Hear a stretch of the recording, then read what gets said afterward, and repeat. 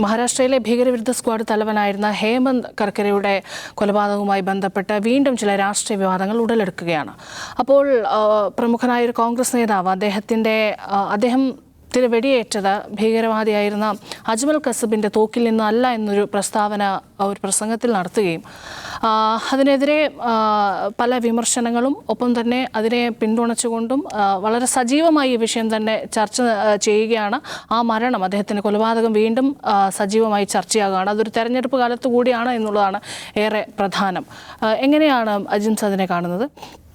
അല്ല, ഇത് ആരാണ് പറഞ്ഞതെന്നും ഒരു നമുക്ക് ഓർമ്മയില്ല നേതാവിൻ്റെ പേര്. പക്ഷെ മഹാരാഷ്ട്രയിലെ പ്രതിപക്ഷ നേതാവാണ് അദ്ദേഹം, കോൺഗ്രസ് നേതാവാണ്.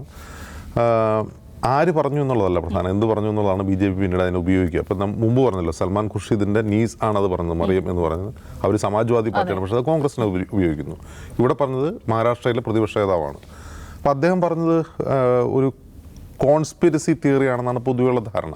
ഇപ്പോൾ ഹൂ കിൽഡ് കർക്കരെ എന്ന് പറയുന്നൊരു പുസ്തകം ഇറങ്ങിയിട്ടുണ്ട്. ആ പുസ്തകം എഴുതിയ SM മുഷ്രിഫ് എന്ന് പറയുന്ന മഹാരാഷ്ട്രയിലെ മുൻ IG ആണ്. അദ്ദേഹം റിട്ടയർ ആയ ആളാണ്, IG ആണ് അദ്ദേഹം. അപ്പോൾ അദ്ദേഹത്തിൻ്റെ സർവീസ് കാലത്ത് അദ്ദേഹം മഹാരാഷ്ട്ര പോലീസിൽ സവിശേഷമായി നിലനിന്നിരുന്ന ഒരു, നമ്മൾ ഇവിടെ സ്ഥിരമായി പറയാറുള്ള ഒരു ഡീപ് സ്റ്റേറ്റ്, ഈ ഡീപ് സ്റ്റേറ്റിനെ കുറിച്ചാണ് ആ പുസ്തകത്തിൽ പ്രധാനമായും പറയുന്നത്. അപ്പോൾ അതിൽ അദ്ദേഹം ചില കാര്യങ്ങൾ പങ്കുവയ്ക്കുന്നുണ്ട്. അത് ആ പുസ്തകം ഇറങ്ങിയ സമയത്ത് അതൊരു കോൺസ്പിരസി തിയറി ആയിരുന്നു. ഹേമന്ത് കർക്കരെ അജ്മൽ കസബും കൂട്ടുകാരും അല്ലാതെ വേറെ ആരാണ് വെടിവെച്ച് കൊന്നത് എന്ന ക്വസ്റ്റ്യൻ ധാരാളമായി ഉയർന്നത്. പക്ഷേ SM മുഷീഫിൻ്റെ പുസ്തകം പ്രസക്തമാവുന്നത് അജ്മൽ കസബിനെ തൂക്കിക്കൊല്ലാൻ വിധിച്ച ജഡ്ജി, ആ വിധിന്യായമുണ്ട്, ഇദ്ദേഹം കുറ്റക്കാരനാണെന്ന് തെളിഞ്ഞ വിധിന്യായം. കുറ്റം എന്തൊക്കെയാണ്? ഒന്ന്, കൊലപാതകം, UAPA പ്രകാരമുള്ള അൺലോഫുൾ ആക്ടിവിറ്റീസ്, പിന്നെ രാജ്യത്തിനെതിരായ യുദ്ധം ചെയ്യൽ, ഇങ്ങനെ നിരവധി കുറ്റങ്ങൾക്കാണ് അജ്മൽ കസബ് കുറ്റക്കാരനാണെന്ന് വിധിക്കുന്നത്. ഈ കുറ്റക്കാരനാണെന്ന് വിധിക്കുന്ന വിധി പ്രസ്താവത്തിൽ വളരെ വളരെ പ്രധാനപ്പെട്ട, അന്ന് 2013-14 തോന്നുന്നു, അന്ന് അങ്ങനെ മാധ്യമങ്ങൾ അധികം ശ്രദ്ധിക്കാതെ പോയ, അധികം റിപ്പോർട്ട് ചെയ്യപ്പെടാതെ പോയ ചില പരാമർശങ്ങളുണ്ട്. ആ പരാമർശങ്ങളൊന്ന്, ഈ ഹേമന്ത് കാർക്കരെ, അശോക് കാംതെ, അതുപോലെ സലസ്കർ, മറ്റൊരു പോലീസുകാരൻ കൂടിയുണ്ട്. ഈ 3 പേർ കൊല്ലപ്പെട്ടു, വേറൊരു പോലീസുകാരൻ കൂടിയുണ്ട്. അതിൽ അദ്ദേഹത്തിന് പരിക്കേറ്റിരുന്നു.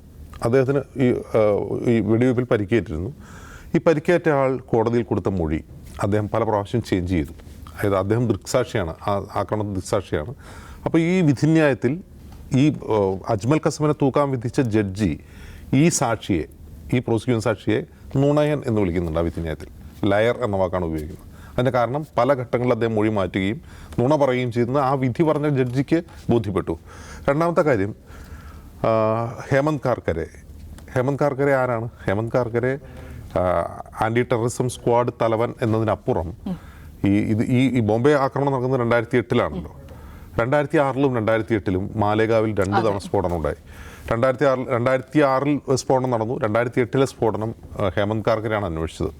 ഹേമന്ത് കാർക്കരെ അന്വേഷിച്ച ഉടൻ തന്നെ പ്രഖ്യാ സിംഗ് ഠാക്കൂർ, അതുപോലെ സ്വാമി അസീമാനന്ദ, അതുപോലെ ഒരു കേണൽ പ്രസാദ് ശ്രീകാന്ത് പുരോഹിത്.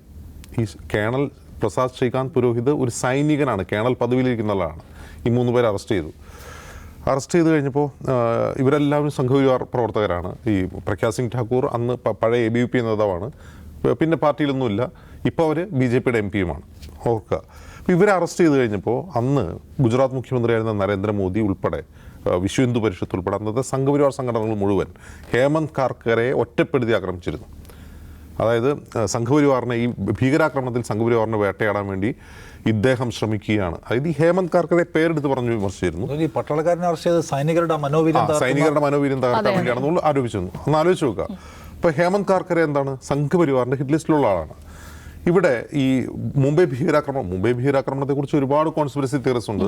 അത് ആരാണ് കൊണ്ടുവന്നത്, അവരെ, ആ മരിച്ചവരൊക്കെ ആരാണ്, അവരെങ്ങനെയാണ് വന്നത് എന്ന ഒരുപാട് ചോദ്യമുണ്ട്. ഈ ഹേമന്ത് കാർക്കരയുടെ പർട്ടിക്കുലർ ക്വസ്റ്റ്യൻ എടുത്തു കഴിഞ്ഞാൽ, ഹേമന്ത് കാർക്കരെ എന്താണ്, ഈ സംഭവം അറിഞ്ഞ് അദ്ദേഹം പോലീസ് ആസ്ഥാനത്ത് നിന്ന് പുറപ്പെടുന്നു. അപ്പോൾ അദ്ദേഹത്തിന് ലഭിക്കുന്ന നിർദ്ദേശങ്ങൾ എവിടെ നിന്നാണ്? പോലീസ് കൺട്രോൾ റൂമിൽ നിന്നാണ്.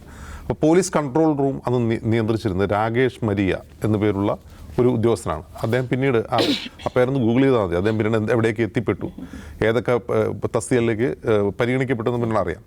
ഈ രാകേഷ് മരിയ കൊടുക്കുന്ന നിർദ്ദേശം അനുസരിച്ചാണ് കർക്കരയും സംഘവും യാത്ര ചെയ്യുന്നത്. ആദ്യം അവർ മറ്റേവിടെ ഛത്രപതി ശിവാജി ടെർമിനസിൽ അവിടെ ബോംബ് സ്ഥാപിച്ചിട്ടെന്ന് പറഞ്ഞ് അങ്ങോട്ട് പോകുന്നു. അവിടെ നിന്ന് അദ്ദേഹത്തിന് കിട്ടിയ നിർദ്ദേശപ്രകാരം അദ്ദേഹം ഈ കാമ ഹോസ്പിറ്റൽ എന്ന് പറയുന്ന ഒരു ഹോസ്പിറ്റലിലേക്കാണ് പോകുന്നത്. അവിടെയാണ് അജ്മൽ കസബും അതുപോലെ ഒരു ഇസ്മായിൽ എന്ന് പറയുന്ന മറ്റൊരു ഭീകരൻ ഉണ്ടായിരുന്നു. അപ്പോൾ അവിടെ വെച്ച് നടന്ന ഷൂട്ടൗട്ടിൽ ഇവർ കൊല്ലപ്പെട്ടു എന്നുള്ളതാണ് പോലീസിൻ്റെ വാദം. ഓക്കെ, എങ്ങനെ ഇവർ വണ്ടിയിലിരിക്കുമ്പോൾ പുറത്തുനിന്ന് വെടിവെക്കുകയായിരുന്നു, അതല്ല ഇവർ പുറത്തിറങ്ങിയിട്ട് വെടിയേറ്റിട്ട് പിന്നെ അവരെ എടുത്ത് വണ്ടിയിലിടുമായിരുന്നോ? ഇങ്ങനെയുള്ള കുറേ ക്വസ്റ്റ്യൻസ് ഉണ്ട് അതിൽ. വണ്ടിയിലിരുന്നാണ് വെടിവെക്കുന്നതെങ്കിൽ ഹേമന്ത് കാർക്കരയുടെ 5 ബുള്ളറ്റാണ് അദ്ദേഹത്തിനെ കൊണ്ടത് ഈ കഴുത്തിനും ഷോൾഡറിനും ഇടയിലുള്ള ഭാഗത്താണ്. 5 ബുള്ളറ്റുകൾ, അതായത് അതിലൊരു വെടി അദ്ദേഹത്തിന് ഷോൾഡറിലൂടെ തറച്ചു കയറി കക്ഷത്തിലൂടെ പുറത്തേക്ക് പോയി. അതിനർത്ഥം എന്താണ്? He was in point blank. അതായത് പോയിന്റ് ബ്ലാങ്കിൽ വെടിവെച്ചാൽ മാത്രം ഒരാളുടെ ഇവിടെ നിന്ന് ബുള്ളറ്റ് തുറച്ച് ഇതിൽ കടന്നു പോവുക. ഇത് മാത്രമല്ല പ്രശ്നം. പോയിന്റ് ബ്ലാങ്കിൽ ഹേമന്ത് കാർക്കർ എങ്ങനെയാണ് ഈ ഭീകരന്മാർക്ക് കൊല്ലാൻ കഴിഞ്ഞത് എന്നുള്ളൊരു വലിയ ക്വസ്റ്റ്യനാണ് ഒന്ന്. രണ്ടാമത്തെ കാര്യം, ഇതേ വിധിന്യായത്തിൽ ചൂണ്ടിക്കാട്ടുന്ന അന്വേഷണ സംഘത്തിൻ്റെ പ്രധാനപ്പെട്ട വീഴ്ചയാണെന്ന് ജഡ്ജി പറയുന്ന ഒരു കാര്യം, ഹേമന്ത് കാർക്കരെയും ഈ അശോക് കാംതയെയും കൊല്ലാൻ ഉപയോഗിച്ച തോക്ക് ഈ ഭീകരന്മാരുടെ കൈവശമുണ്ടായിരുന്ന തോക്കല്ല, അവരുടെ ശരീരത്തിൽ നിന്ന് കണ്ടെത്തിയ വെടിയുണ്ട ഭീകരന്മാരുടെ AK-47 ഉണ്ടയല്ല എന്നാണ് വിധിന്യായത്തിൽ പറയുന്നത്. ഈ വിധിന്യായം വരുന്നതിന് മുമ്പ് ഇറങ്ങിയ പുസ്തകമാണ് ഏത്, ഈ പറയുന്ന SM മുഷറഫിൻ്റെ പുസ്തകം. അതിലും അദ്ദേഹം ആ കാര്യം ചൂണ്ടിക്കാട്ടുന്നുണ്ട്. എങ്കിൽ അദ്ദേഹത്തിൻ്റെ ദേഹത്ത് തറച്ച് പുറത്തുപോയ വെടിയുണ്ട എവിടെ, ഈ തോക്കെവിടെ, ഇവരെ വെടിവെച്ച തോക്കെവിടെ, ഇതൊന്നും ഈ കേസിൽ ഹാജരാക്കപ്പെട്ടിട്ടില്ല. അപ്പോൾ സാധാരണ രീതിയിൽ ഇത്തരം കേസുകളിൽ, ഇത്തരം ഭീകരാക്രമണ കേസുകളിൽ ഒരു കൃത്യമായ ജുഡീഷ്യൽ സ്ക്രൂട്ടിനി ഒന്നും ഉണ്ടാവാറില്ല. അപ്പോൾ അങ്ങനെ ഉണ്ടാവില്ല എന്ന് പറയാൻ കാരണം വലിയ തോതിലുള്ള ഒരു ജിങ്കോയിസ്റ്റിക് സെൻറ്റിമെൻറ്റ്സ് നിലനിൽക്കുന്ന ഒരു സാഹചര്യത്തിലേക്ക് ഇതിൻ്റെ വിചാരണ കിടക്കുക. ഇതിൻ്റെ വിചാരണ നടക്കുമ്പോൾ അജ്മൽ കസബിന് മൻമോഹൻ സിംഗ് സർക്കാർ ജയിലിൽ ബിരിയാണി കൊടുത്തു എന്നൊക്കെ പറഞ്ഞിട്ടുള്ള വലിയ വിവാദങ്ങളുണ്ടായിരുന്നു. അപ്പോൾ ഇത്തരം വിവാദങ്ങൾക്കിടയിലാണ് ഇത് നടക്കുക. അപ്പോൾ പ്രധാനപ്പെട്ട പ്ലോട്ട് എന്താണ്? മുംബൈ ഭീകരാക്രമണമാണ്. അതിൽ ഇദ്ദേഹത്തെ കർക്കരയെ കൊന്നത് ആര് എന്നുള്ള ക്വസ്റ്റ്യന് ആൻസർ കണ്ടുപിടിക്കാൻ നിൽക്കുന്നതിന് പകരം അജ്മൽ കസബിനെ തൂക്കിലേറ്റാണ് ശ്രമിക്കുക. അജ്മൽ കസബാണ് ജീവനോട് പിടിക്കപ്പെട്ട ഒരു തീവ്രവാദി, അയാളെ ശിക്ഷ വിധിക്കുക എന്നുള്ളതാണ് കോടതിയുടെ പ്രധാനപ്പെട്ട ഒബ്ജക്റ്റീവ്. പക്ഷേ കർക്കരയെ കൊന്നതാരെന്ന ക്വസ്റ്റ്യൻ ഉന്നയിക്കുന്നത് ഇന്ത്യയിലെ മാധ്യമങ്ങളായിരുന്നില്ല ആ കാലത്ത്. ഇന്ത്യയിലെ മാധ്യമങ്ങളെയല്ല, പകരം കർക്കരയുടെ വിധവയായിരുന്ന കവിത കർക്കരെ, അവർ മരിച്ചു 2014. വിനീത കാംതെ, അശോക് കാംതയുടെ ഭാര്യ, അവർ രണ്ടുപേരും നടത്തിയൊരു പോരാട്ടമുണ്ട്. ആ പോരാട്ടത്തിൽ ഈ വിനീത കാംതെ 2019 ഒരു പുസ്തകം എഴുതി, ദ ലാസ്റ്റ് ബുള്ളറ്റ്. അതിലവർ പറയുന്നൊരു പ്രധാനപ്പെട്ട കാര്യം, ഈ സംഭവങ്ങൾ മുഴുവൻ നടക്കുമ്പോൾ മുംബൈ പോലീസിൻ്റെ കൺട്രോൾ റൂം മാൻ ചെയ്തിരുന്നയാൾ ഈ പറയുന്ന രാകേഷ് മരിയാണ് എന്നാണ്. രാകേഷ് മരിയാണ് പോലീസിന് നിർദ്ദേശം കൊടുത്തുകൊണ്ടിരുന്നത്. അങ്ങനെയെങ്കിൽ രാകേഷ് മരിയയ്ക്ക് അറിയാം ആരാണ് കർക്കരയെ കൊന്നതെന്ന്. പക്ഷേ SM മുഷറഫ് കൃത്യമായി ചൂണ്ടിക്കാട്ടുന്നൊരു കാര്യം, ഇന്ത്യൻ പോലീസിൽ, ഈ മഹാരാഷ്ട്ര മാത്രമല്ല ഇന്ത്യൻ പോലീസിൽ ഒരു ഡീപ്പ് സ്റ്റേറ്റ് ഉണ്ട്. ആ ഡീപ്പ് സ്റ്റേറ്റിന് കൃത്യമായ രാഷ്ട്രീയ പക്ഷപാതിത്വമുണ്ട്. അവർ കമ്മ്യൂണലാണ്. ഏത് പാർട്ടി ഭരിച്ചാലും, ഇപ്പോൾ കോൺഗ്രസ് ആവട്ടെ BJP ആവട്ടെ, ഏത് പാർട്ടി ഭരിച്ചാലും അവർ നിർദ്ദേശങ്ങൾ സ്വീകരിക്കുന്നത്, അവർ ആജ്ഞകൾ ശിരസാവഹിക്കുന്നത് ഒരു പ്രത്യേക കേന്ദ്രത്തിൽ നിന്നാണ്. അതിനനുസരിച്ചാണ് അവർ അവിടെ പ്രവർത്തിച്ചുകൊണ്ടിരിക്കുന്നത്. അവർ തന്നെയാണ് ഹേമന്ത് കാർക്കരയുടെ മരണത്തിന് ഉത്തരവാദി എന്നാണ്. പക്ഷേ ഇന്ന് ശശി തരൂർ ഈ വാർത്തയോട് പ്രതികരിച്ചുകൊണ്ട് പറഞ്ഞത്, ഇത് ഞങ്ങൾ കോൺഗ്രസ് പാർട്ടിയുടെ നിലപാടല്ല. കാരണം കോൺഗ്രസ് ആണെന്ന് ഭരിച്ചത്, ആലോചിക്കണം, കോൺഗ്രസ് ആണെന്ന് ഭരിച്ചത്. അന്ന് പി ചിദംബരം ആഭ്യന്തരമന്ത്രിയായിരിക്കെ ചിദംബരത്തിനെ ആക്രമിക്കാൻ വേണ്ടി സംഘപരിവാർ ഉപയോഗിച്ചുകൊണ്ടത് സഫ്രോൺ ടെററിസം, കാവ്യ ഭീകരത എന്നൊരു വാക്ക് പി ചിദംബരം ഒരു പ്രസംഗത്തിൽ ഉപയോഗിച്ചു. അതിൻ്റെ പേരിൽ അദ്ദേഹത്തെ ആക്രമിച്ചിരുന്നു, പി ചിദംബരത്തെ ആക്രമിച്ചിരുന്നു. ശശി തരൂർ എന്താ പറയുന്നത്? ഇത് ഞങ്ങളുടെ പാർട്ടിയുടെ ഈ കോൺസ്പിറസി തിയറി ഒന്നും ഞങ്ങളുടെ പാർട്ടിയുടെ നിലപാടല്ല. പക്ഷേ ഒരു കോൺഗ്രസ് നേതാവ് ഇതേക്കുറിച്ച് ആരോപണം ഉന്നയിച്ച സാഹചര്യത്തിൽ ഇതേക്കുറിച്ച് ഇൻവെസ്റ്റിഗേഷൻ വേണം, വളരെ ന്യായമായ ആവശ്യമാണ്, അന്വേഷണം നടക്കണമെന്നാണ് പറഞ്ഞത്. അന്വേഷണം നടക്കുമെന്ന് നമുക്ക് പ്രതീക്ഷിക്കാൻ പറ്റില്ല. കാരണം അന്വേഷണം നടന്നാൽ ഒരുപാട് കബോർഡുകളിൽ നിന്ന് ഒരുപാട് അസ്ഥികൂടങ്ങൾ പുറത്തേക്ക് വരും. എത്രയോ ചോദ്യങ്ങൾ ബാക്കിയുണ്ട്. ഈ പ്രഗ്യാ സിംഗ് ഠാക്കൂർ പിന്നീട് ഇദ്ദേഹം മരിച്ചു കഴിഞ്ഞപ്പോൾ എൻ്റെ ശാപം കൊണ്ടാണ് അല്ലേ അങ്ങനെയൊക്കെ ഒരു പ്രസ്താവനയൊക്കെ നടത്തിയിരുന്നു. അത് മാത്രമല്ല, ഇപ്പോൾ യാജംസ് പറഞ്ഞു പോലെ ഈ ഹിന്ദുത്വ ഭീകരതയുടെ, കാവ്യ ഭീകരതയുടെ ആഴവും പരപ്പും എത്രമാത്രമാണ് എന്ന് ജനങ്ങൾക്ക് വസ്തുനിഷ്ഠമായി ബോധ്യപ്പെട്ട സംഭവമായിരുന്നു ഈ കൊറേഗാവ് സ്ഫോടനം അടക്കമുള്ള കാര്യങ്ങൾ. അതിനുശേഷം അദ്ദേഹം ആരുടെ നോട്ടപ്പുള്ളിയായിരുന്നു, അദ്ദേഹത്തോട് ആർക്കായിരുന്നു ഇത്ര കണ്ട് വിരോധം എന്നുള്ളത് പ്രത്യക്ഷത്തിൽ കണ്ടതാണ്. അല്ല, ഇതിനകത്തിപ്പം ഹിന്ദുത്വ ഭീകരതയുടെയും അത് രാജ്യത്തുണ്ടാക്കുന്ന പ്രശ്നങ്ങളുടെയും യഥാർത്ഥ ആഴവും പരപ്പും പൂർണ്ണാർത്ഥത്തിൽ പുറത്തു വരും എന്നൊരു ഘട്ടം വന്നപ്പോൾ അദ്ദേഹം കൊല്ലപ്പെട്ടു എന്നാണല്ലോ പ്രശ്നം. ഇപ്പോൾ ഈ പിടിക്കപ്പെട്ട കൂട്ടത്തിലുള്ള ദയാനന്ദ് പാണ്ഡെ, അയാളുടെ ലാപ്ടോപ്പിലുണ്ടായിരുന്ന വിവരങ്ങൾ എങ്ങനെയൊക്കെയാണ് രാജ്യത്ത് ഹിന്ദുത്വ സംഘങ്ങൾ ഈ സിറ്റികളിൽ ബോംബ് പൊട്ടിക്കുന്നതിൻ്റെ വിവരങ്ങളുണ്ട്. അത് വെളിപ്പെടുമെന്ന ഘട്ടത്തിലാണ് സംഘപരിവാർ ഇയാൾക്കെതിരെ തിരിഞ്ഞത് എന്ന ആരോപണം അവിടെ ഉണ്ട്. അപ്പോൾ ഇപ്പോഴത്തെ പ്രധാനമന്ത്രിയായിരുന്ന അന്നത്തെ ഗുജറാത്ത് മുഖ്യമന്ത്രി അടക്കമുള്ള ആളുകൾ ഈ മഹാരാഷ്ട്ര ATSനെതിരെ വളരെ കർക്കശമായ നിലപാട് സ്വീകരിക്കുകയും ഭയങ്കരമായ വിമർശനം ഉന്നയിക്കുകയും ചെയ്ത ആൾക്കാരാണ്. ഇപ്പോൾ BJP ഇപ്പോൾ പറയുന്നത് കോൺഗ്രസ്സുകാരും കോൺഗ്രസ് നേതാക്കളും വേറെ കുറേ ആൾക്കാരും ഒക്കെ രാജ്യസ്നേഹത്തെ സംശയിച്ചുകൊണ്ട് ഈ വിഷയത്തിൽ പുതിയ പ്ലോട്ട് ഉണ്ടാക്കാൻ ശ്രമിക്കുന്നതാണ്. ആരാണ് ഈ പ്രശ്നം? നേരത്തെ അജൂസ് പറഞ്ഞ പോലെ കവിത, വിനീത, 2 സ്ത്രീകൾ. അവർ ഈ 2 സ്ത്രീകൾ എന്ന് വെച്ചാൽ 2 വിധവകൾ. അതിൽ കവിത കാർക്കറയുടെ ഭാര്യയാണ്. പ്രധാനമന്ത്രി ഗുജറാത്ത് മുഖ്യമന്ത്രി അവരെ കാണാൻ വന്നപ്പോൾ അവർ കാണാൻ വിസമ്മതിച്ചു. എന്തിനാണ് അവർ വിസമ്മതിച്ചത്? അവർക്ക് അവിശ്വാസം ആരാ ഉണ്ടാക്കിയത്? അവരൊരു സാധാരണ സ്ത്രീ എങ്ങനെയാണ് ഈ രാജ്യത്തിൻ്റെ സിസ്റ്റത്തിൽ അവർക്ക് വിശ്വാസം നഷ്ടപ്പെട്ടത്? 1 കോടി രൂപ അവർക്ക് ഇനാം പ്രഖ്യാപിച്ചു. വേണ്ടാന്ന് പറഞ്ഞില്ലേ? എന്തുകൊണ്ടാണ് പറഞ്ഞത്? കോൺഗ്രസ്സുകാരെയും സാധാരണക്കാരെയും നമ്മളെയൊക്കെ വിട്ടേക്ക്. എന്തുകൊണ്ടാണ് ഒരു രാജ്യത്തിൻ്റെ സുരക്ഷയ്ക്ക് വേണ്ടി ജീവൻ ബലിയർപ്പിച്ച ഒരു സൈനികൻ്റെ അല്ലെങ്കിൽ ഒരു സുരക്ഷാ ഓഫീസറുടെ കുടുംബാംഗങ്ങളെ എന്തുകൊണ്ടാണ് വിശ്വാസത്തിലെടുക്കാൻ കഴിയാത്തത്? അപ്പോൾ അതിനകത്ത് കുറേയധികം സംശയങ്ങൾ അവർ ഉന്നയിക്കുന്നത്. ഇപ്പോൾ കവിത കാർക്കറുടെ എന്താ പറഞ്ഞത്, ഇൻ്റർവ്യൂകൾ അവർ പറഞ്ഞൊരു കാര്യമുണ്ട്. ഇദ്ദേഹം വീട്ടിൽ നിന്ന് പോകുമ്പോൾ ബുള്ളറ്റ് പ്രൂഫ് ജാക്കറ്റ് ധരിച്ചിരുന്നു. അദ്ദേഹത്തിൻ്റെ ബോഡി കിട്ടുമ്പോൾ ജാക്കറ്റില്ല. ഈ ജാക്കറ്റ് എവിടെ പോയി എന്നറിയാൻ അവരൊരു വിവരാവകാശ അപേക്ഷ കൊടുക്കുന്നു. ആ അപേക്ഷയുടെ മറുപടി ആ ജാക്കറ്റ് കണ്ടെത്താൻ കഴിഞ്ഞിട്ടില്ല, എവിടെയോ പോയി എന്നാണ്. എവിടെയോ പോയി. ബുള്ളറ്റ് പ്രൂഫ് ജാക്കറ്റിലുള്ള ഒരു മനുഷ്യനെ എങ്ങനെ ആക്രമിക്കപ്പെട്ടു, എങ്ങനെ വെടിവെക്കപ്പെട്ടു എന്നുള്ള ചോദ്യത്തിന് ഉത്തരവില്ല. അയാളുടെ ജാക്കറ്റ് അവിടെ പോയി. അയാളെ നമ്മൾ സ്ക്രീനിൽ കാണുമ്പോൾ അയാൾക്ക് ജാക്കറ്റുണ്ട്, പിന്നെ അയാളുടെ ബോഡി വരുമ്പോൾ അതിൽ ജാക്കറ്റില്ല. അതൊരു പ്രശ്നമാണ്. ഈ മുഷറഫിൻ്റെ പുസ്തകത്തിൽ പറഞ്ഞൊരു കാര്യമുണ്ട്. ഈ കാമ ഹോസ്പിറ്റലിനകത്ത് അവിടെ തന്നെ വെടിവെപ്പ് നടക്കുന്നത്. അയാൾ പറയുന്നത് ഈ കാമ ഹോസ്പിറ്റലിൻ്റെ അവിടെ അറ്റാക്ക് നടത്തിയിരുന്ന ഈ തീവ്രവാദികൾ അവർ മറാത്തി ഭാഷയാണ് സംസാരിച്ചുകൊണ്ടിരുന്നത് പരസ്പരം.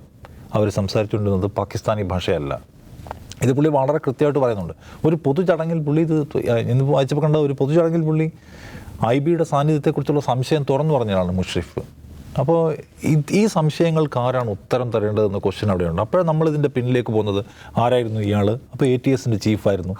അസീമാനന്ദയെ പിടിച്ചയാൾ, അല്ലെങ്കിൽ പ്രഗ്യാനന്ദനെ പിടിച്ചയാൾ, ഈ പറഞ്ഞ സുരേഷ് രാജ് പുരോഹിത്, പട്ടാള കേണലിനെ പിടിച്ചയാൾ, ശ്രീകാന്ത് പുരോഹിതനെ പിടിച്ചയാൾ. അവരുടെ താല്പര്യങ്ങൾ എന്തായിരുന്നു എന്ന് പരിശോധിക്കുമ്പോഴാണ് നമ്മളിതിനു മുമ്പും പലപ്പോഴും ഇവിടെ പറഞ്ഞിട്ടുള്ള ഒന്ന്, കഴിഞ്ഞ UPA സർക്കാരിനെ ജനങ്ങൾക്കിടയിൽ അനഭിഹിതമാക്കുന്നതിൽ ഒരു പ്രധാന പങ്ക് വഹിച്ചത് നാഷണൽ സെക്യൂരിറ്റി എന്ന ഇഷ്യൂവാണ്. ആ 10 വർഷക്കാലം മൻമോഹൻ സിംഗ് സർക്കാരിൻ്റെ ഭരണകാലത്ത് രാജ്യത്തെ ചെറുനഗരങ്ങളിലും വൻനഗരങ്ങളിലും മാറി മാറി സ്ഫോടനങ്ങൾ ഉണ്ടാകുമായിരുന്നു. ഇന്ത്യൻ മുജാഹിദീൻ വരുന്നു, ഹർക്കത്തുൽ, എന്തൊക്കെയോ തരത്തിലുള്ള സംഘടനകൾ അതിൻ്റെ ഉത്തരവാദിത്വം ഏറ്റെടുക്കുന്നു. എന്നിട്ട് നരേന്ദ്രമോദി അടക്കമുള്ള BJPയുടെ നേതാക്കൾ ഇന്ത്യയിലെ ആഭ്യന്തര സുരക്ഷ ആകമാനം തകരാറിലായിരിക്കുകയാണ്. പട്ടാളക്കാരുടെ തലയ്ക്കൊരു വിലയുമില്ല എന്നതിലേക്കുള്ള വലിയ ക്യാമ്പയിൻ നടത്തി. ഈ അസീമാനന്ദയും പ്രഗ്യാസിങ്ങും ഒക്കെ കൂടി നടത്തിയ സ്ഫോടനങ്ങളിലെല്ലാം ആദ്യം പിടിക്കപ്പെട്ടത് മുസ്ലിം ചെറുപ്പക്കാരും അതിൻ്റെ പേരിൽ ഒരു സംഘടനകളുടെ പേരും ഒക്കെ ആയിരുന്നു. ഫൈനലി ആണല്ലോ ഇവർ പിടിക്കപ്പെടുന്നത്. അപ്പോൾ ഇത് അന്നത്തെ സർക്കാരിനെ വീഴ്ത്തുന്നതിൽ, ആ ജനങ്ങൾക്കുള്ള വിശ്വാസം നഷ്ടപ്പെടുന്നതിൽ നമുക്കൊരു പ്രധാന ഘടകമാണ്. ഇതിൻ്റെയൊക്കെ പൊളിറ്റിക്കൽ ബെനിഫിഷ്യറി ആരാണ് എന്ന ചോദ്യവും ഇപ്പോഴത്തെ ഇദ്ദേഹത്തിൻ്റെ മരണവുമായി ബന്ധപ്പെട്ട ദുരൂഹതകളും നമുക്ക് ചേർത്ത് വായിക്കാൻ കഴിയുന്നതാണ്. പക്ഷേ അതിനകത്ത് എന്തെങ്കിലും തരത്തിലുള്ള ഒരു അന്വേഷണത്തിലേക്ക് പോകാൻ, അല്ലെങ്കിൽ ശരിയായ ആളുകളെ കണ്ടുപിടിക്കാനുള്ള ഒരു ശ്രമം സിസ്റ്റത്തിൻ്റെ ഭാഗത്തുനിന്നുണ്ടാവുമെന്ന് പ്രതീക്ഷിക്കാൻ ഒരു നിവൃത്തിയുമില്ല. കാരണം നാളെ നരേന്ദ്രമോദി അങ്ങോട്ട് മാറി രാഹുൽ ഗാന്ധി പ്രധാനമന്ത്രിയായി കഴിഞ്ഞാൽ ഇത് മുഴുവൻ അങ്ങോട്ട് ശരിയാകുമെന്ന് വിചാരിക്കുന്നുണ്ടെങ്കിൽ അത് തെറ്റാണ്. രാഹുൽ ഗാന്ധിക്ക് കൂടി ഒന്നും ചെയ്യാൻ കഴിയില്ല. രാഹുൽ ഗാന്ധിയുടെ പൂർവ്വപിതാക്കന്മാരായിട്ടുള്ള ആളുകൾ 55 വർഷം ഈ നാട് ഭരിച്ചപ്പോഴാണ് സംഘപരിവാരം എന്ന ആശയത്തിന് മുള പൊട്ടിയത്, അത് വലുതായത്, മരമായത്, ഫൈനലി അവരെയും വീഴ്ത്തിക്കൊണ്ട് അത് ഈ രാജ്യം പിടിക്കുന്നത്. ഡീപ്പ് സ്റ്റേറ്റാണ് തീരുമാനിക്കുന്നത് ഇവിടെ എന്ത് നടക്കണം, എവിടെ പൊട്ടണം, ആരെ പിടിക്കണം, അതിലാര് കുറ്റവാളിയാവണം എന്നതൊക്കെ. കർക്കറെ ചാവണമെന്ന് തീരുമാനിക്കാൻ അവർക്ക് കഴിയും. കർക്കറയുടെ ചാവുമ്പോൾ ആ മരിച്ചതിൻ്റെ ഉത്തരവാദിത്വം ആരുടെ തലയിൽ വെക്കണമെന്ന് തീരുമാനിക്കാൻ അവർക്ക് പറ്റും. അതുകൊണ്ട് അതിനകത്തുനിന്നൊരു പ്രോപ്പർ എൻക്വയറി അല്ലെങ്കിൽ അന്വേഷണം നമ്മൾ പ്രതീക്ഷിക്കേണ്ട കാര്യമില്ല. പക്ഷേ ഈ ചോദ്യങ്ങൾ ആളുകളുടെ മുമ്പിലുണ്ട് എന്നത് നമുക്ക് പറയാനുള്ളൂ. അതെ, ഒരു ക്ലാസ്സിൽ ഒരു കുട്ടി ഒരു ചോദ്യം ചോദിച്ചാൽ കുട്ടീനെ ഇറക്കി വിടാൻ കഴിയും. പക്ഷേ ആ ചോദ്യം അവിടെ നിലനിൽക്കുമെന്ന് പറയുന്ന പോലെ തന്നെയാണ്. ആ ചോദ്യം എല്ലാ കാലവും അവിടെ ഉണ്ടാകും.